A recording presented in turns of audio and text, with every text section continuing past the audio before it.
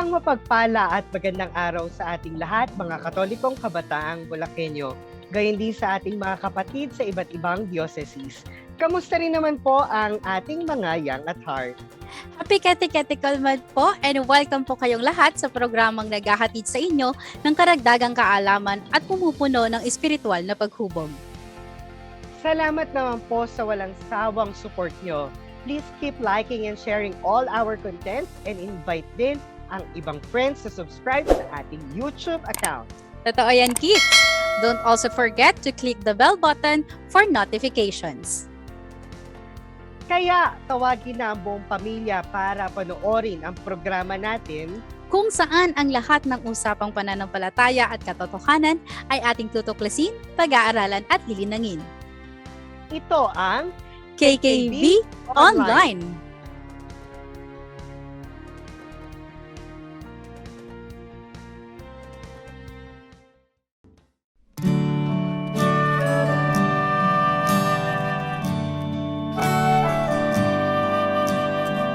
Dingkin ninyo, mga anak, ang turo ng inyong ama.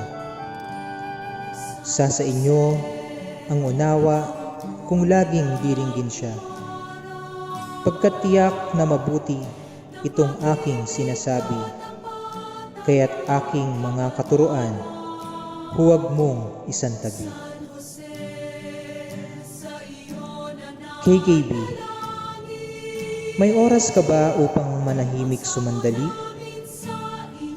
Naglalaan ka ba ng ilang minuto upang magnilay-nilay? Nakapag-iisip ka ba para maggunam-gunam ang nagdaang maghapon o kahit ang mga lumipas na araw? Ang ating Ama ay laging nangungusap sa iyo. Ikaw ba ay nakatutugon sa kanyang tawag? Madalas sa dami ng iyong ginagawa, nakakalimutan mo na manahimik para makapag-isip at makapag-focus sa mga bagay na dapat na pagtuunan. Gayon din naman, mas matagal ka pa ngang nakikipagchismisan kaysa makinig. Bakit hindi mo ilaan ang oras mo na makipag-usap sa mga nangangailangan ng kausap? Ngayong panahon na ito, marapat na bigyan mo ang iyong sarili ng panahong makinig sa iba, lalo na sa mga winiwika ng Diyos sa atin. Siya ay laging nasa iyong tabi. Di mo nararamdaman kasi inuuna mo ang ilang bagay na hindi ganoon kahalaga. Mas inuuna mo ang mga bagay na walang kabuluhan. KKB, maaari mong ilaan ang oras mo sa iyong pamilya, sa kapwang nangangailangan, at ang ilang prioridad na kasama ang Diyos. Walang bagay na makakasama sa iyo basta't galing sa Kanya. Ni hindi sumagi sa isip niya na ikaw ay mapahamak, kaya magtiwala ka lang sa Kanya. Ang turo niya ang dapat tumatak sa iyong diwa, sapagkat panay kabutihan lamang ang namamayani sa pusong nananalig sa Ama. Patuloy tayo'y Kanyang aalagaan at gagabayan.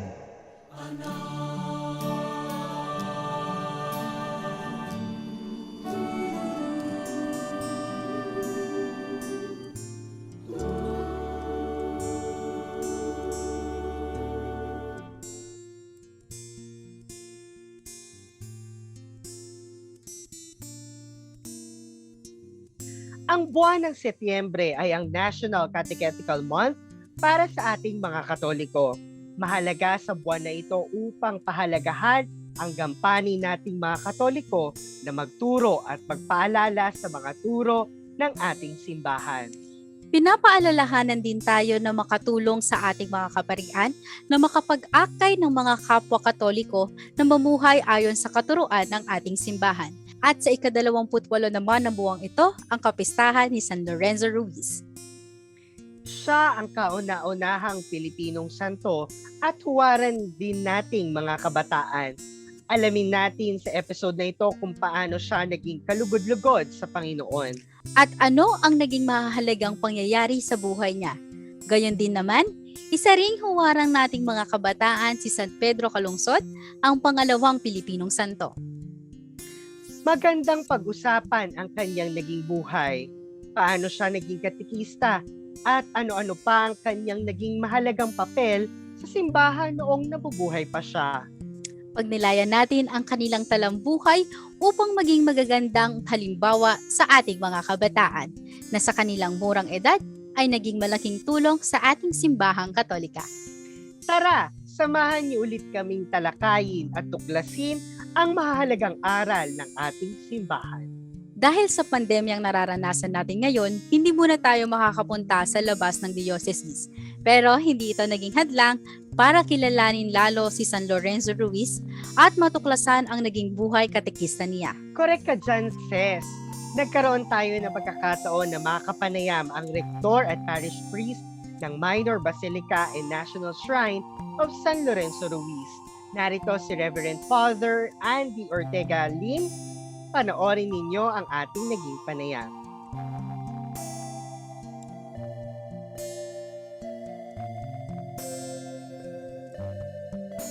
Okay, so mga KKP, binigyan tayo ng pagkakataon upang makapanayam ang Rector at Parish Priest ng Minor Basilica and National Shrine of St. Lorenzo Ruiz. Walang iba kundi si Reverend Father Andy Ortega Lim. Magandang gabi po sa inyo, Good evening po! Father.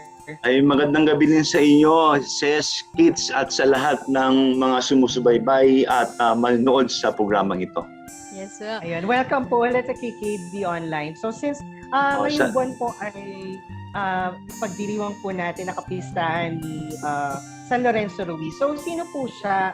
Sino po si San Lorenzo Ruiz sa buhay po natin? Una po si lahat, muli mabuting gabi at mabuting araw sa inyong lahat.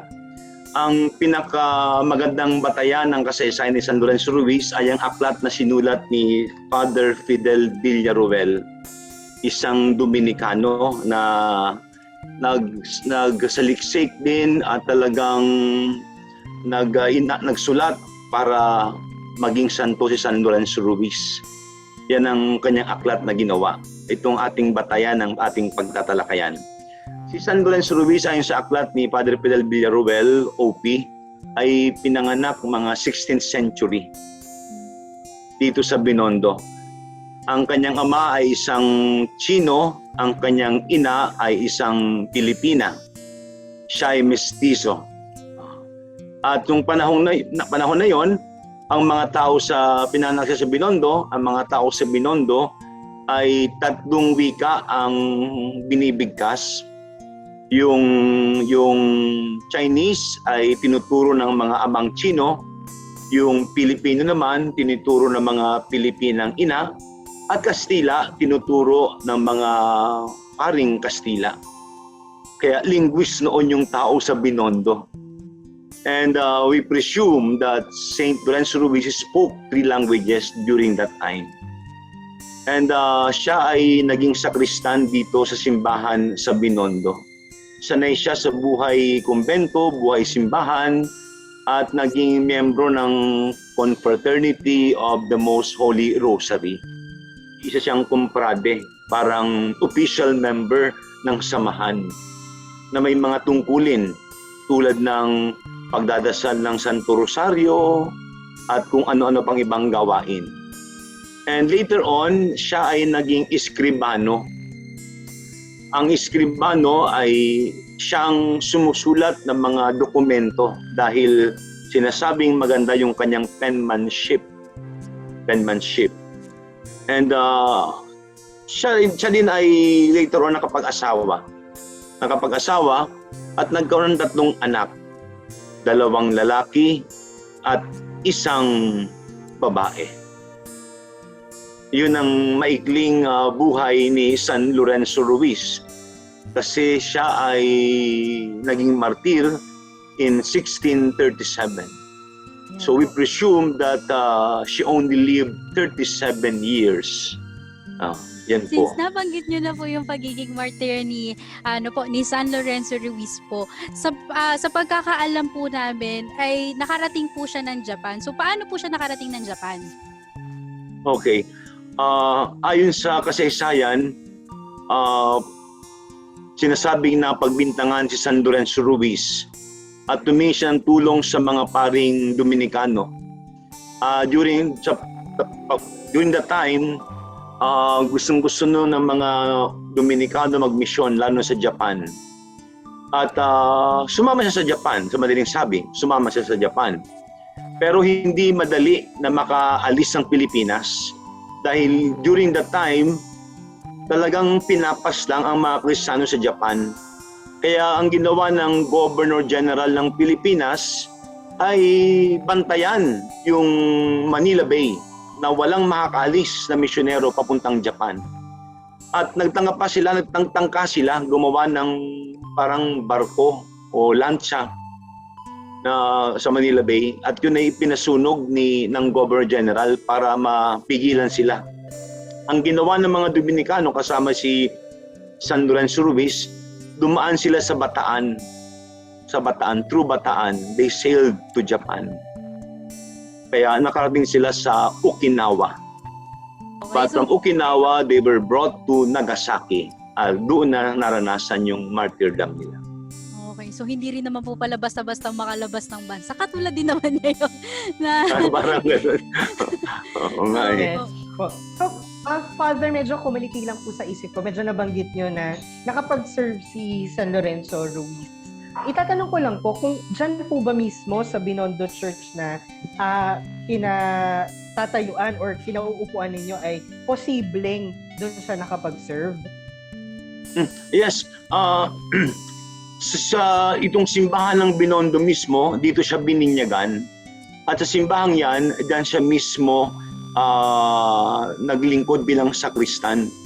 That is the very same site ng simbahan mula noon hanggang ngayon.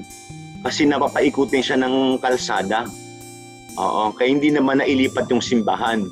And there are times sinasabi ko sa mga parishioners at mga devoto pilgrims, sabi ko, sa simbahang ito marahil during the time, tumatakbo-takbo, nagdakad-lakad dito sa San Lorenzo Ruiz, paikot-ikot ng simbahan. It's a holy ground. So tama po ba, naging katikista po siya dyan sa parokya po mismo na yan? Siya ito tumudong din sa pagtuturo dapagat siya ay naging komprade, miyembro ng samahan ng may debosyon sa Santo Rosario. Sa tingin niyo po, since nga po, ayun po, nasabi niyo po doon sa mga parishioner ninyo or sa mga server po ninyo na banal po yung lugar na yan. So sa tingin niyo po, ano-ano po yung mga naitanim po ni San Lorenzo Ruiz po dyan sa lugar ninyo, sa simbahan at sa bansa? Ano po yung naging marka po ni San Lorenzo Ruiz po? Una, hindi lang namin siya tinatawag na unang Pilipinong santo. Ang tawag ko sa kanya ay unang Pilipinong Chinong santo dahil may dugo siyang Chinese.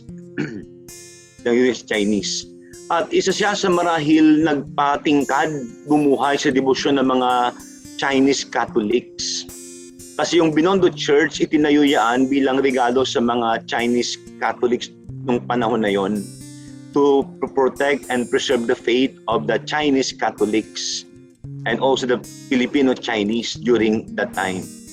Isa yan siguro sa mga itinanim ni San Lorenzo, yung manatiling buhay yung panampalataya ng mga Pilipinong Chinong Katoliko. Hindi lang sa Binondo, kundi sa buong mundo. Ang isa pa ay si San Lorenzo, ang unang santo na Pilipino, pero siya ay hindi pari, hindi madre, kundi may asawa, isang laiko. Na pwede palang maging banal ang laiko. Pwede palang maging banal ang mag-asawa. At siya ay naging ama ng 3 anak. Ang ama pala ay pwedeng maging banal. Hindi lang pala yung pumunta ng simbahan, ay yun ang banal na nakikita natin. Sa mga tahanan, pwedeng tayong maging banal. Bilang ina, bilang ama. Yung maging mabuti. May mabuting kalooban. mabuting pakikitungo. Yan. Yan ang kumisan nakakalimutan natin na si San Lorenzo ay katulad natin. Tao, may pamilya. Yan ang mga ilan sa mga itinanim ni San Lorenzo na dapat nating alalahanin lagi para magbigay ng sigla sa atin inspirasyon. Lalo sa mga pamilya. Yes po. So, since nabanggit niyo na rin kanina na si San Lorenzo ay isang laiko at nagkaroon siya ng pamilya, possible po kaya na na-meet niyo na yung family ni San Lorenzo Ruiz? Marahil yung kanyang mga yung mga kanyang descendants siguro dahil sa digmaan at ilang mga sakuna, lahat ng records ng simbahan ay nasunog. So wala kaming pangalan nung kanyang asawa, nung kanyang 3 anak. At sinasabi pa ng mga dalubhasa, nagsaliksik ng kasaysayan na yung Ruiz ay baka kinuha sa ninong. Marahil ang apelyido ni San Lorenzo ay Chinese. Pero nung panahon na yun, ginagamit yung tradisyon na yung apelyido ng ninong inihiram ng bata. Ganun pa man, noon years ago, merong samahan yung Ruiz family.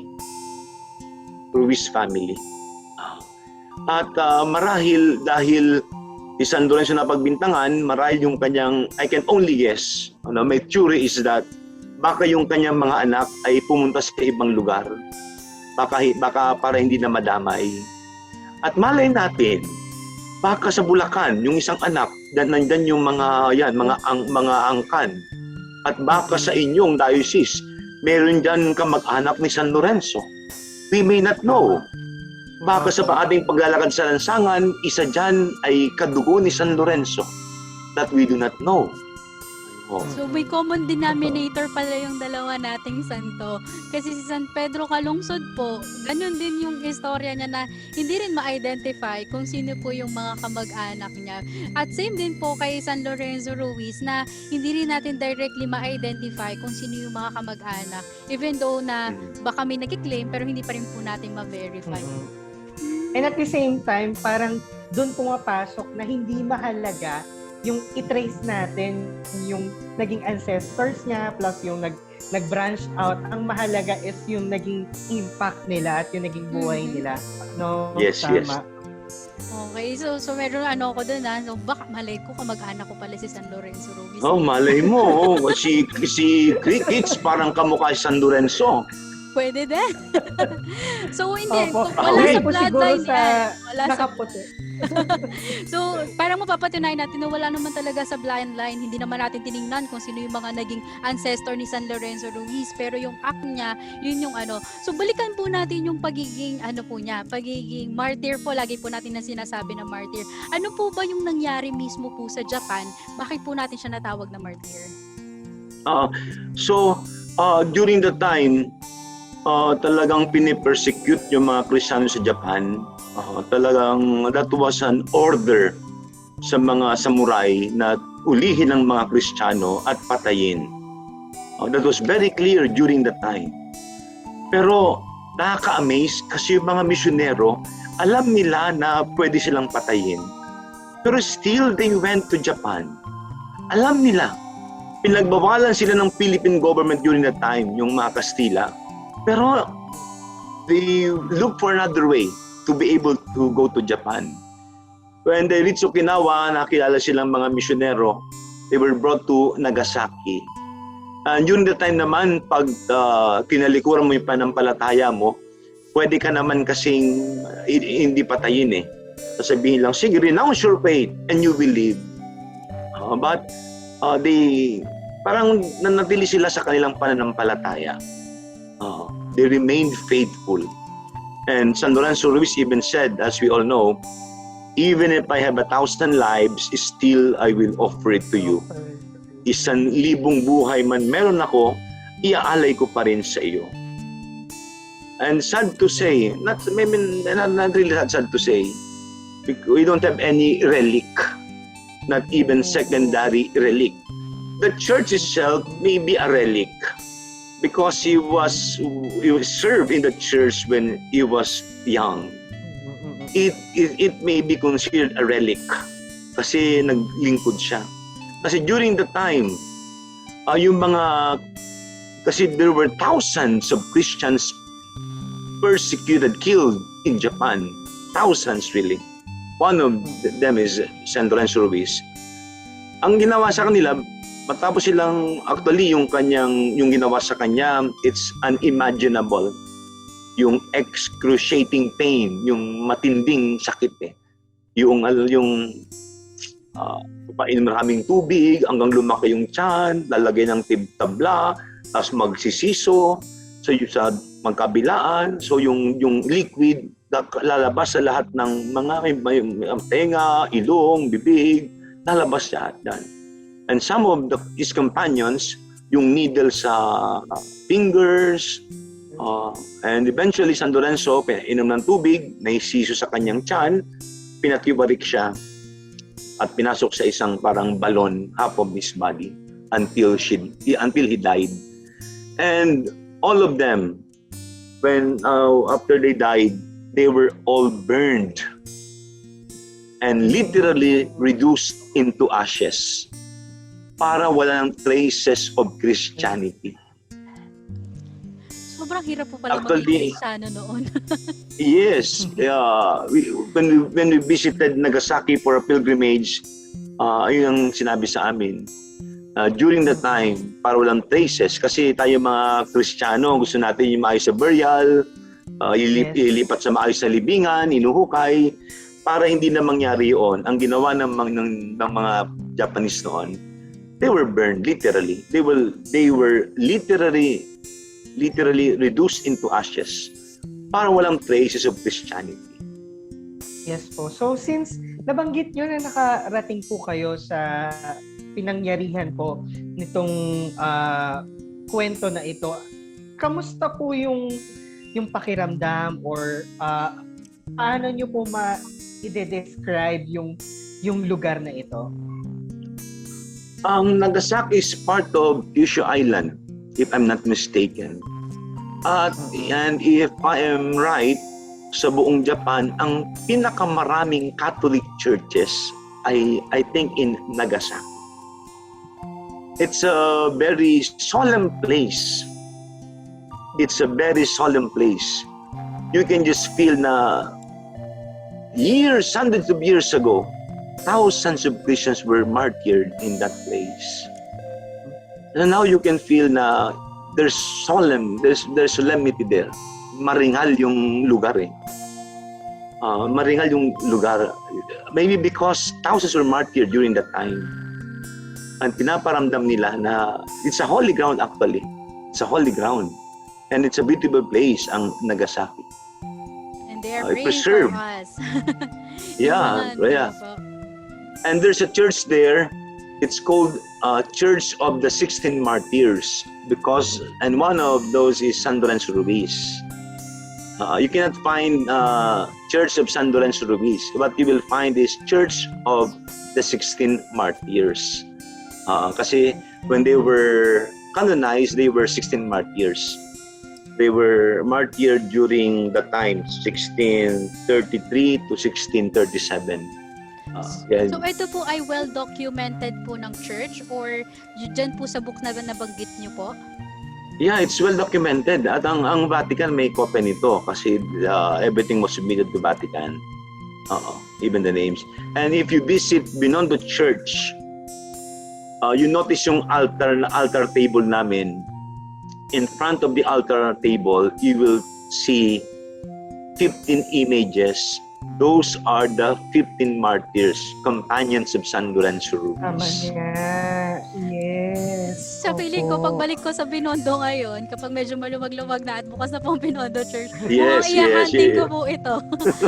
Kasi ilang beses na po ako nakapasok, hindi ko po napapansin yon. Kasi yung mga taong di alam na they were called the 16 martyrs.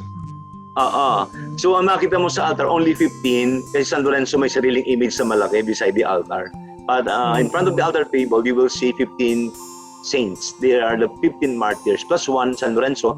They are called the 16 martyrs. Sabay-sabay po ba silang na-canonize po or Yes, na-beatified? yes. Yung beatification sa Luneta. Yes, in World Youth Day. It's February 18, 1981. John Paul II visited the Philippines for the beatification of the 16 martyrs. By the way po, gaano po ba kahalaga na pag-aralan at isabuhay ang buhay ni San Lorenzo Ruiz? Mahalaga siya dahil siya ang unang Pilipino, Chinong Santo. Kadugo natin, kababayan natin. The very, very first Filipino saint. Proto-martyr, wika nga. Ang unang-unang martyr na Pilipino. Pangalawa, mahalaga siya dahil siya ay may asawa, may anak, may pamilya. Tayo sa Pilipinas, we love our families. We give importance to our family. Kaya we can identify to San Lorenzo Ruiz. Kaya like ko nga sinasabi, sa mga mag-asawa, kung may problema kayo sa asawa ninyo, pray to San Lorenzo Ruiz. Kung may problema kayo sa anak ninyo, pray to San Lorenzo Ruiz. Kung may problema kayo sa magulang ninyo, pray to San Lorenzo Ruiz. Because he was a husband, he was a father, he was a family man. And he understands well the family. Kasi naging pamilyado siya eh. Yes po. So, since mayroon po bang nagbago after or ano po yung mga naging bunga na naitanim since iba po nagsimulang magtanim si San Lorenzo nung buhay pa siya. May mga nabago po ba or may bago pang bumunga after niyang maitalaga bilang santo? Ang marami na bago definitely because yung faith natin has been strengthened through Saint Lorenzo Ruiz. Just imagine isang katulad natin ay magiging santo. And marami na ring mga parishes binuksan under the patronage of San Lorenzo Ruiz. Not only parishes, pati mga chapels. Marami na rin. At hanggang ngayon, maraming mga deboto ang pumupunta.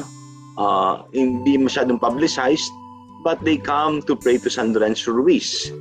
And I'm fortunate enough to meet those who experience miracles or favors through the intercession of San Lorenzo Ruiz. Marami na bago, definitely. Ayun, so grabe po talaga yung naging effect po. Ako po personally po, nung bata pa lang ako, kapag pinag-aaralan mo po agad yung Life of the Saints, siguradong si San Lorenzo Ruiz yung unang-una kong mababasa or una kong pag-aaralan. Kasi sobrang proud ko na Pilipino ako tapos may isang santo. So I bet yung mga kapwa nating mga Pilipino, ganun din yung nararamdaman nila after noong mismong canonization ni San Lorenzo Ruiz. So kids. Yes. Since na-open nyo na rin yung mga nag-testimony ng kanyang miracles, meron po ba tayong konting pwedeng ma-share or any experience or any feeling that time? Okay. Ang miracle na napadali para siya maging santo, makanonize, was the cure of a certain child whose name is Cecilia Alegria Policarpio, Ria for short. I read this book several times and I came across this name. And I don't know where to find the girl. So sabi ko sa staff ko, can you check nga sa Facebook kung may nakakilala this name. Walang Facebook. But there was someone who knew that girl. Nag-reply, we know that girl that you're looking for. Ikinanay kami doon sa family. And we found the miracle child. We found the miracle child. Nagtitiri-eyed ako. Actually, Yes. goosebumps. We found, because my prayer was, San Lorenzo, how can I find this miracle child that you intercede for? There was no way. Walang contact. It was only in the book. Sabi ko sa staff ko, we'll try sa Facebook. Walang Facebook din. Ayun nga lang. It was a divine providence. Someone knew that girl and pinunay kami sa kanya. And there was a few years ago, we invited the parents and the miracle child during the fiesta. So ano pong nangyari dito kay Miracle Child po? Ang sabi merong brain atrophy. Hindi ako doktor pero ang in layman's term parang loss of cells, nagsishrink yung brain. Kaya yung motor function niya wala early on. Para siyang gulay, di makakain. Lahat ng doktor, mga gamot, ginawa nila, medical procedure. The last recourse was to pray to San Lorenzo. That's why during the canonization, they were invited to go to Rome to witness the canonization. And the girl is now a full-grown woman na. Si Ria Policarpio. Okay, so And just imagine, it was only a wish. How I wish I'll be able to meet the miracle child. Pero natagpuan namin. And they invited them. They were able to come. gusto rin po ni San Lorenzo na ma-meet niyo po siya. Yes. Yes. Oo. Sobrang po. unbelievable yung story, pero hindi naman siya tinawag na miracle kung talagang maipapaliwanag mo kung ano yung nangyari sa kanya. Yes. Oo. Pero ayun, sobrang blessed po tayo ni San Lorenzo Ruiz at nag-guide niya po kayo, napakilala niyo po siya. And I hope yes, another one. Yes po. Another one, I think a few years ago, may nagpa-bless ng sasakyan. So, before the blessing, I asked them, from where are you? Taga-saan po ba kayo? Ay, parang somewhere in Caloocan, Quezon City. Sabi ko, malayo naman po, mabuti na pa sa yung Binondo. And sabi nung driver, kasi po Father, yung kapatid ko, comatose noon for 1 week na. And we prayed to San Lorenzo Ruiz. Now, matlaki na yung kapatid ko. They just come and ako naman, minsan wala ako, minsan dito ako. Nagkataon dito ako, so hindi ko alam. It was divine providence again. Pinagtagpo kami. Oo. Hindi ko po ma-imagine yung feeling na bigla ka na lang makaka-encounter na may miracle. Yes. Oo. I hope and I pray po mas marami pa po tayong ma-bless po through the intercession po of San Lorenzo Ruiz po. Ngayon naman po nakita na natin yung mga miracle po or nabanggit niyo na po yung ilan sa mga miracle po ni San Lorenzo Ruiz po. Meron po ba kayong message po para sa mga kabataan na nais po pong mas makilala si San Lorenzo Ruiz? Okay. Para po sa inyong lahat, lalo sa mga minamahal nating kabataan, tandaan natin na si San Lorenzo Ruiz minsan naging youth din naman. At lahat naman tayo dumadaan sa youthfulness, sa being young, all of us. Pero mahalaga, the youthfulness will remain. Because that youthfulness is where we will draw strength. Yung sigla, yung saya, yun ang magbibigay sa atin ng lakas. Lalo na kapag yung youthfulness ay nakaugat sa pananampalataya kay Jesus. When we are rooted in Christ, there will always be youthfulness in us. Lagi may saya, lagi may sigla, kahit maraming hirap na pagdadaanan o dinaanan, makakayanan yan. Bahagi yan ng buhay. Ang mahalaga, huwag natin kakalimutan, kasama natin si Jesus at kasama natin si San Lorenzo, tulad natin isang Pilipino. Yes po. Kukunan ko na lang din po ng konting advice since si San Lorenzo po ay gumagabay sa mga kabataan dahil siya rin po ay naging isang ama at naging haligi ng tahanan. So, ano na lang din po yung pwede nating mai-advise sa mga gumagabay sa mga kabataan? Ang isa po ay, alam naman natin, huwag kakalimutan ipagdasal. Ipagdasal ang kabataan. we don't only ask prayers from them, we also have to pray for them because they too need our prayers. Wag manghihinawa. Kung hindi nagbubunga yan, in time, it will bear fruit. Kung hindi ngayon, pagdating ng panahon, may pamilya na yan, magbubunga din lahat yan. Yan ang mahalaga sa buhay. There's always hope. There's always hope in the young. Kung di mo man makita ngayon, pagdating ng panahon, they will be very good citizens and family members. Amen po dyan. Yes, Maraming amen to that. po. Opo. Baka po may ipopromote po kayo or may babanggitin, isang paanyaya, pwede na po kayong mag-message po. So, inanyayahan ko po kayo na makiisa sa amin at sa lahat ng simbahan na may live streaming. Dito po sa Binondo Church from Monday to Saturday, ang aming live streaming mass is at 12:15 noon, Monday to Saturday. Pag Sundays naman po ay 8:30 in the morning ang live streaming. And this coming Sunday, dahil naka-lockdown pa kami, we will start our novena in honor of San Lorenzo Ruiz.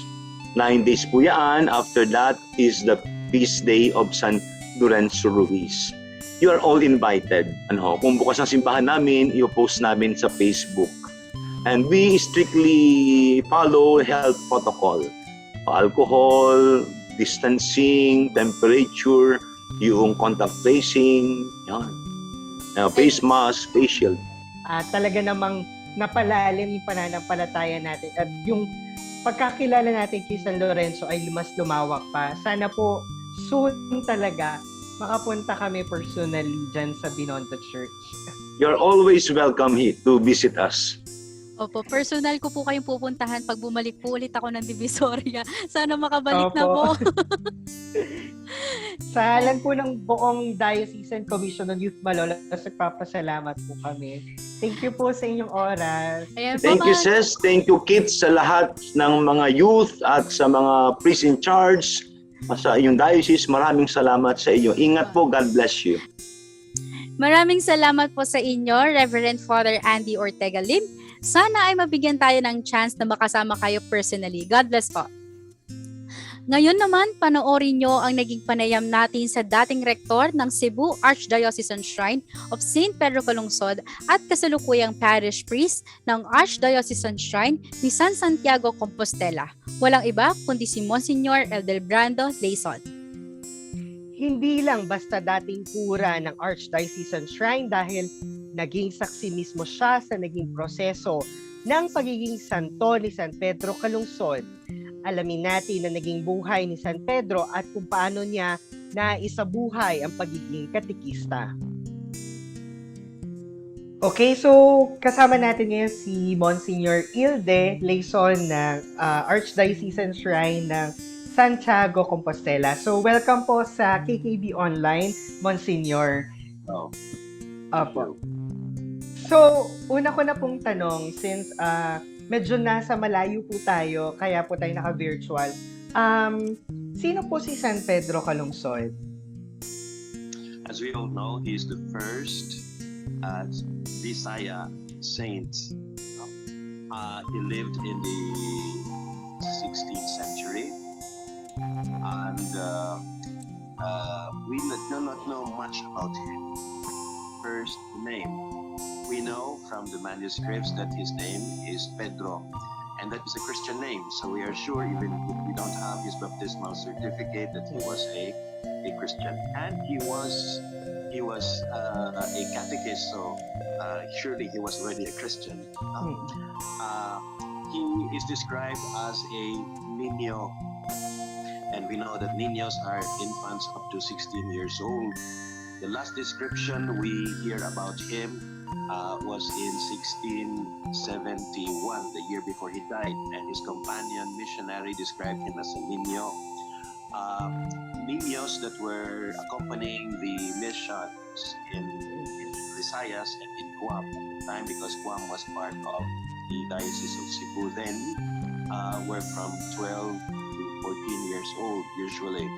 So if he was 12 years old or 13 or 14, when he died in 1672, he must have been about 16, 17, or 18 years old.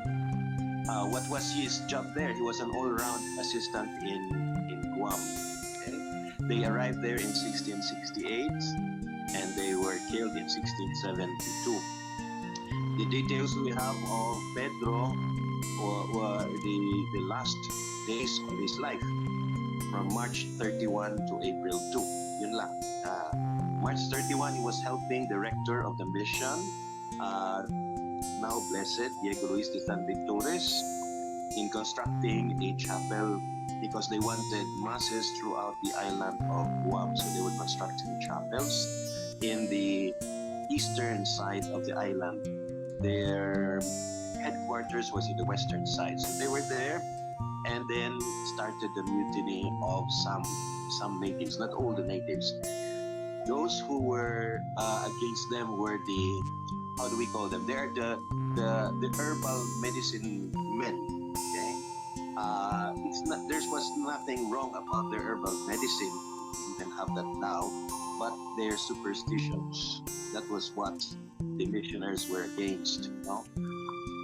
So they were attacked, and while they were hunting the missionaries, the rector ordered everyone to go back to their main headquarters in the western part of the island. Some were killed along the way, but he kept Pedro as his lone companion. Why? Because Father Diego Luis de San Victores was half blind. He could not move around without any assistance at all.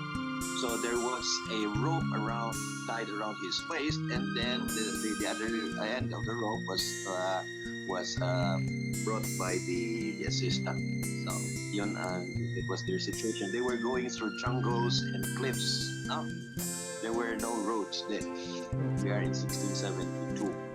So April 1, they were still looking for another companion missionary, a layperson who was their interpreter, who was afraid of the mutiny, so he left the mission. They were looking for him in the caves. Then we now jump to April 2. Throughout the night, they were looking for this, he was called Esteban, this runaway missionary. So when Pedro and Father Diego were coming down from the mountains toward the eastern side of Guam, they passed through a village beside the sea. It's called Tumom. And there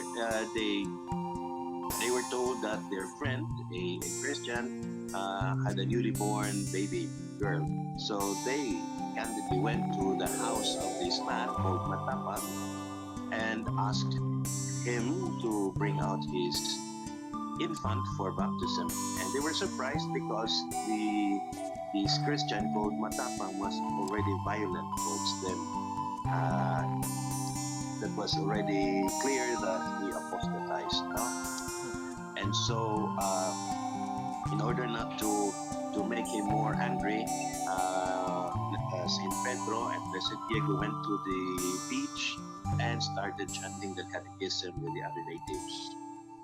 The next thing they knew, Matapang already called an accomplice. They attacked Pedro first with spears, and according to witnesses, Pedro was so agile in evading the spears, yet he refused to leave the priest until he was finally hit in the chest, and he fell, and then the accomplice named Hirao attacked Pedro with a cutlass on the head. Okay? And next they killed the priest. Then they denuded the bodies. You have to understand that detail because before the missionaries arrived in Guam, they wore nothing, no? Because it's very warm there. And the missionaries brought them clothes, and they associated clothing with the Christianity, with the invaders, so to say. And so they denuded the dead bodies and brought them to the ocean. and they tied stones to their feet, and then they threw them into the sea. That was April 2, 1672 at 7 in the morning. So this one po, yung sinabi niyo pong last part, ito po is accounted po. Nakita na po natin. Yes, manuscripts. We have no.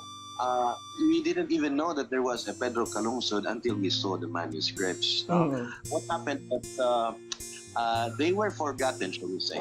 They were totally forgotten. The first missionaries in Guam, and in 1985, Guam was celebrating their 20 years as an archdiocese, and they had a student there who tried to trace the history of their Christianity back to its roots, no? And they discovered first missionaries were these were the names, and they saw the manuscripts, and they realized that there was an attempt to canonize them a year after their death, but you know the communications then were so hard. No, we have to they had to communicate through written manuscripts and then send them through ships that usually do not arrive.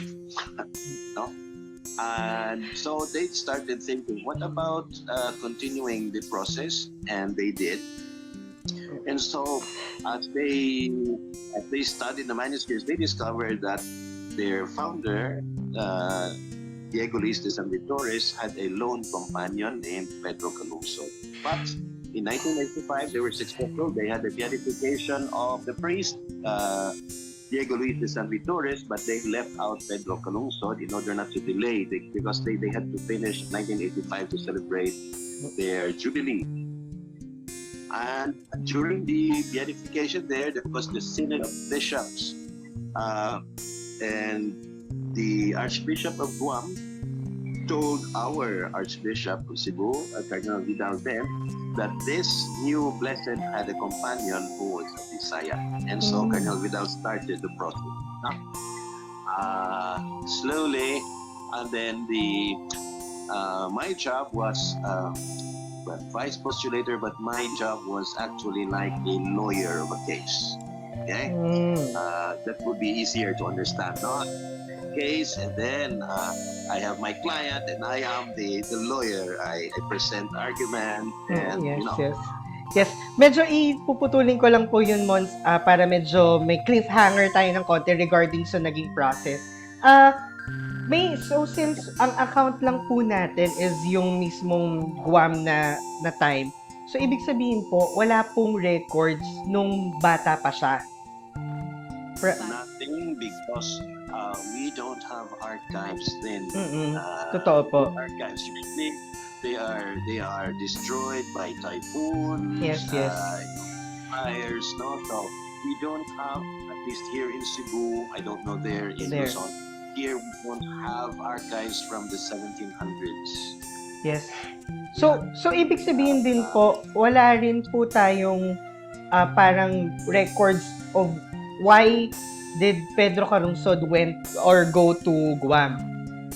We have, based on the activities of the Jesuits headed by Blessed Diego Luis de San Vitores, we have records when he was coming from Mexico, Acapulco, passing by Guam, and saw the situation of the natives. They were not Christianized, and he was assigned in Antipolo. And so while working in Antipolo, his dream was to go to Guam and evangelize the natives there, because Guam was always the stopover of the galleon trade at the time. And it seemed that nobody ever thought of Christianizing them, especially perhaps because when Ferdinand Magellan passed by there, the natives started stealing their things in their ships. That's why Magellan called the islands Islas de los Ladrones, the island of thieves, no? And so they were quote unquote perhaps dangerous, so nobody ever dared to stay there. They just passed by to get water and food, and then proceed to if there are materials I can I can use for the process of the beatification and canonization of Saint Pedro Calungsod at the time. And my other activity was to go to Guam. Okay, can you hear me? Yes. Hello? Yes. We can Okay. hear you po. So I had to go to Guam, and when I asked permission from Cardinal Vidal, he said I can go with you. Okay, that was good because it was already an official visit. So when I was there in 1999, okay, January of 1999, January 30, I asked the governor of Guam to allow me to have sand, corals, and sand, corals, and earth from the place where Pedro Calungsod and Father Diego were martyred, because that place now is a little shrine. There's a little chapel there at the beach. And so I was allowed, so I got some of this and placed them in 3 bronze boxes. Okay, 3 because one went to the Jesuits, the other went to the shrine where you went to, and one is with me. Okay, but they are not strictly speaking relics, because relics come from the Latin word meaning to say something that a person left behind. Okay. Safe to say po, mas akma po siyang tawagin as memorabilia lang from that Memorabilia, yes. Because the shrine, I was also in charge of constructing that shrine. The shrine is a place where there is a scrinium. A scrinium is a box for the relics of saints. But we don't, this is a shrine and we don't have any relic at all. So the most we can have is that the memorabilia you're talking about. So I have the scrinium, that box you saw, that bronze box, and inside we have the earth, sand, and corals from the beach in Tom Home. But one thing more, there is a little piece of the sotana of Blessed Diego inside that box. So that's a second-class relic, not of Saint Pedro, but of Blessed Diego. Yes, yun po yung dapat susunod ko pero nabanggit niyo na po yun sa yun nga po, piece of clothing po. Sobrang informative po nitong po na on my end po, sobrang proud po ako, nakausap ko po yung personal na tao na nagkasikaso po nito. So, yes, kids, ano po yung next question natin? So yun, tanong ko naman po, Mon, so since medyo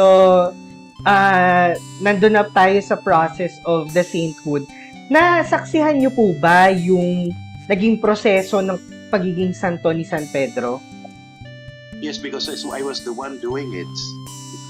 Yes, so ma-narrate niyo po ba yung naging timeline o yung mga special events o important dates po? Thank you po. Yes. Okay, I was assigned to work on Calungsod in 1997, December, but I started working on it in April. So the first thing I had to do was to know Pedro through the manuscripts. And we have manuscripts in Rome because the Generalate of the Jesuits is in Rome. So they have a good archive there. And it was so thrilling to touch those laminated manuscripts from the time of Calungsod. Yes. And so I started writing this called a positio. It's a book I wrote for the Vatican and on behalf of the Vatican, to know the story of Calungsod and to prove that he was truly a martyr, that he died for the faith and that he was killed on account of the faith. Okay? And plus all the arguments. And so I finished writing the Positio in 1999. So, 1998. It's 1 year. So 97 April, and I submitted June of 1998. And then, and so it was submitted to the Vatican, and they started it. And October of October of 1998. Yeah, October 6. October 6 of 1998, the historians started to give their verdict on what I submitted to them, and they unanimously voted yes. And then the January of the year 2000, yes, January of the year 2000, January 4. January 4 of 2000, the theologians in the Vatican studied our case, and again, unanimously, they voted positively. And then the following week, January 11, the selected cardinals of the Vatican voted case, and they submitted it to Pope John Paul II at the time. And then I was told by Pope John Paul and other cases, we had to receive his verdict on the 27th of January 2000. He declared that Pedro Calungsod and some other martyrs were indeed heroes of the faith. And then I asked the Vatican Secretariat for the dates of the beatification, and I was shocked because usually you are given about 6 months to prepare, no? But that was already January 27, and I was told March 5. Sorry, it's Calungsod. When? And it's March 5. And so the beatification was on March 5. After that, I was in charge of constructing the shrine, and meanwhile, we had to have one miracle. The beatification, by the way, March 5, was attended by many Filipinos. And then we have to have one miracle. This miracle, why miracle? We have not gone to heaven yet, so we don't know if Calungsod is there.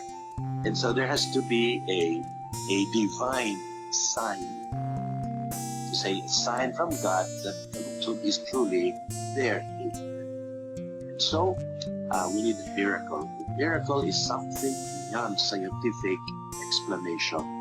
And let's go immediately to the miracle. There were a lot of favors received through the intercession of St. Pedro Calungsod, and I would say out of 100, only one could be miracle. Everything, of course, is of grace of God. But then we have to see into each case if there is something really supernatural. And we found one that was the rapid recovery of a patient who underwent an open heart surgery, and there were complications, and she fell into a coma. And then, surprisingly, she recovered after invoking, after the doctor invoked Saint Pedro, Blessed Pedro. So it was approved by the Vatican, and Saint Pedro was canonized on October 21, year 2012. Okay?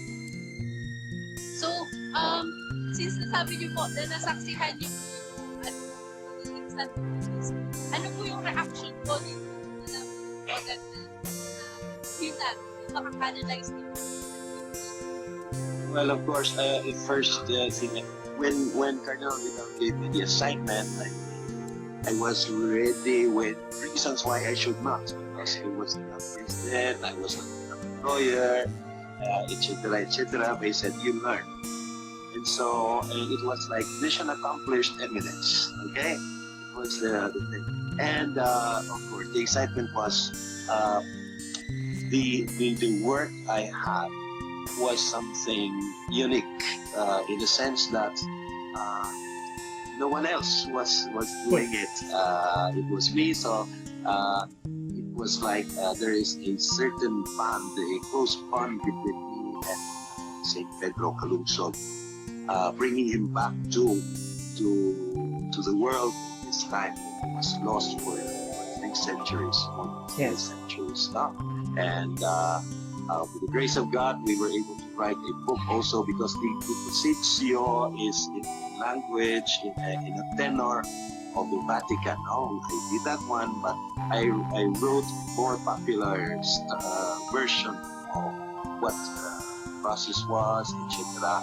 And a copy of the book from which I wrote, it's here in Cebu, no? It's this one.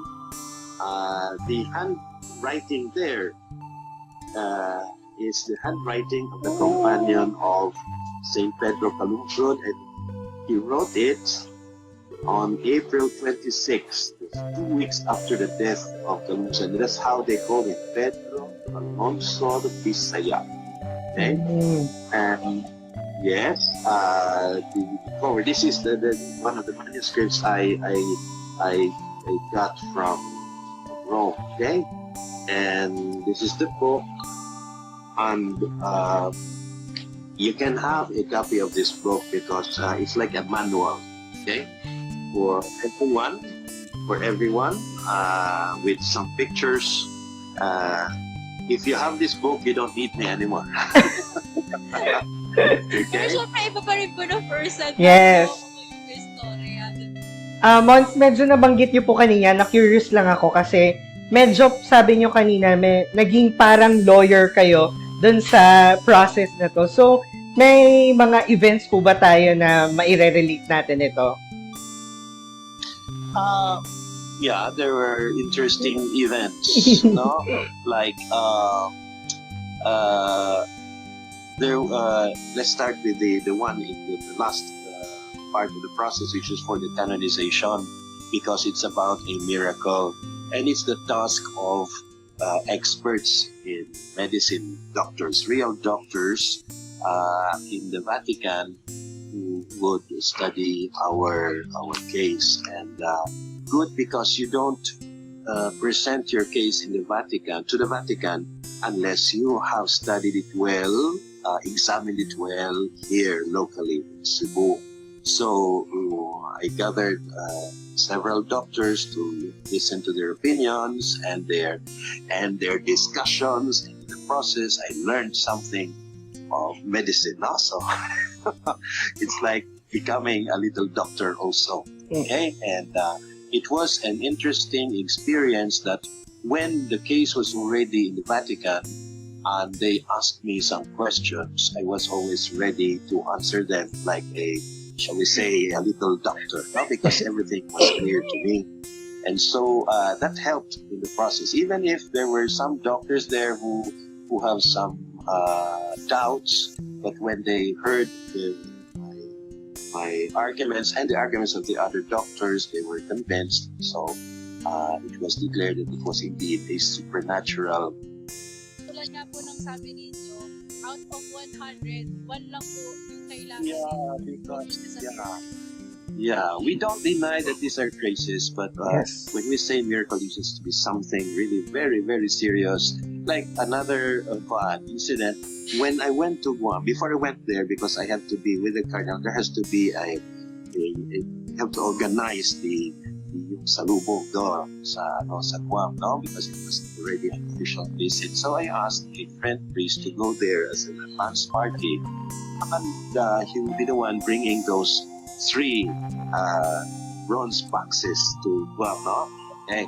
Now, when he was about to leave Cebu at the airport, he was stopped because tumitinig yung nag-sound yung bronze. No, what's inside? What's inside in this those are just bronze boxes inside. No, we want to.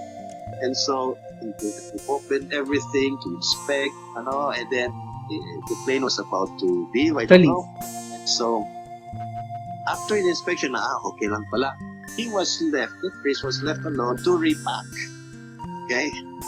And good enough, there was a young man who pity and helped him and repacked everything so fast, no? So the priest tried to get his wallet to give something to the young man, but when he turned around, he was gone. Yes. lost in the crowd, and perhaps then so the priest there at the airport called me up, and he said, Hilde, he was here. He said, who? Pedro was here. No, kalma ka dyan. You will miss your flight. Go. No, but that's his personal experience. Yeah. Yes. One more thing, this is the last I promise. This is an Italian who migrated to Australia, and he had a son who was very, very bad. Shall we say, he was already in prison, he was into drugs, crime, etc. And he was never repentant, this son. And so the father was about to give up, but he had a dream that he fell into a well, a deep well, which was so slimy, and then he tried to get out of the well. It was in vain, and when he gave up, he said, okay, I'm going to stay and die here inside, down here. And then he heard a voice from outside above. He said, come up once more. He said, no, I tried several times, I won't. And said that the voice said, no, just try once more. And let's cut the story short. He was able to get out of the well, and the one who was there was a young man telling him, you see, I told you, you can make it. And then that was the end of the dream. Okay. The next time he went to the prison to visit his son was transformed. He got out of prison, he became a missionary. Oh. Then a friend of his there in Australia gave him a stampita, yung prayer Yes. card na may ano ni Picture. Cross. And he said, this is the boy. Oh. And what do you mean the boy? This is the boy I saw in my dream. What told me, you see, you can make it. And so he traveled all the way to Cebu to meet me. He said, you know, Father, this is a miracle. And I said, oh, thanks be to God, but I'm sorry, sir, I cannot use the word for the miracle. That's your personal experience, and it's really something very unique that, you know, this stampita, this is the face of the boy, yes. Don't know if that was really his face, but it's a very strong coincidence. The grace of God is really, grace through the intercession is Message niyo naman po para sa mga magabay sa aming mga kabataan. Oh, I just have to repeat that one, because if we want to know Saint Pedro Calungsod, it's not just here, in your brain or even in our emotions. We have to become like him or become Christ. Put on Christ. That is Saint Paul's line, no? That we have to become saints. Sincerely, we have to become saints. Otherwise, everything is a waste of time. No? And we have models. One of them is Saint Pedro Calungsod to challenge us to be like them, to become saints like them, to know our faith, to live our faith, to share our faith, and even die for our faith. Okay? That's how it is all about, our religion, our relationship with God. Yes po. So, Mons, sobrang napaka-fruitful, sobrang napaka-lalim nung binigay niyong pagkakakilala kay San Pedro Calungsod. So, nabanggit niyo rin po na bilang mga kabataan, tayo ay magiging santo on our ways, and sobrang nagpapasalamat kami na you kept us in our faith and pinapaalala sa amin yung mga sinumpaan namin when we were during sa confirmation, sa baptism. So, may message pa po ba kayo sa mga kabataan bukod po sa maging or mamuhay ng bilang isang santo? Well, but it's Saint Pedro is not exclusively, shall we say, for young people, for everyone, even very old people, but whose faith is always fresh. Yes. Okay, we should never grow old. Faith, because the faith is always lived today. Okay, and there in heaven, everyone is young, because in eternity there's no time. There's no yesterday, there's no tomorrow, there's always today. Okay? Yung ayaw maging santo, you will grow old with your wrinkles and you'll die like that. Okay? Yes. No? But the Lord wants us to be always young, always fresh, young in faith. Okay? That's it. Now, for every one of us, especially the young people, make a serious examination of conscience. Where are you now in relationship with God? Kontento ka na ba? Yes. If you die now, will you surely be in heaven with the qualities of the saint, like Saint? So if not, do something. Okay? If yes, do even better. Okay?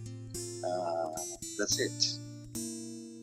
Ayun po, maraming pong salamat, Spons Ilde. Pero, one last question na lang po. Sorry po. Curious lang din po kami. Meron po ba kamag-anak dyan si San Pedro Calungsod? Or meron po ba kayong note or nag-claim po na kamag-anak si Calungsod? Well, simply because they have the same family name. Okay? So, and they are happy. Some of them went to Rome for the canonization. No. So, it's good. Maybe they really are mga kamag-anak, no? Because of the family names. And there are different forms of the family name. May Calungsod without the G, no? And there are Calungsods in Iloilo, Calungsods in Southern Tignoday, Tinunangan, no? May Bye-bye, and Calungsods here in Cebu, of course. But then, They're so happy to. Yeah, and the funny thing was, I went incognito to different places where there are Calungsods, and it was amusing when we asked, "Are you relatives with?" And then they have the stampita. They say, yes, of course. Look at his picture. Oh, it's no one has a picture, but give them that privilege. No, I mean, it's nice to be related to him, but we, as baptized, we are even deeply related to Calungsod, not only by blood, But also by as faith. children of God. Yeah, as members of the church, and that's a privilege for us. And it's our own fault if we don't get to heaven, we don't be with them in the pathway to heaven. We are our fault. So, young people, do something when there is time. Okay? sobrang Yes thank you po. po, Mons Ilde. Maraming salamat po, Monsignor Ilde. Hindi naging sayang yung ilang oras natin na pagkakaroon ng talakayan. And sana po, yes, opo, sana po maulit kami. Maraming salamat po talaga. And sana po, makapunta rin kami at ma-meet kayo personally. Maraming salamat po, Monsignor Ilde LEYSON, sa pagtulong sa amin upang mas lalong makilala si San Pedro Calungsod at sa pagbabahagi ng mga makabuluhang kwento at mensahe. God bless mo, Monsignor. Balang araw makakapunta kami dyan sa Cebu para personal na makapagpasalamat. Para sa ilan, itinuturing lamang na kapirasong papel ang mga katikismo.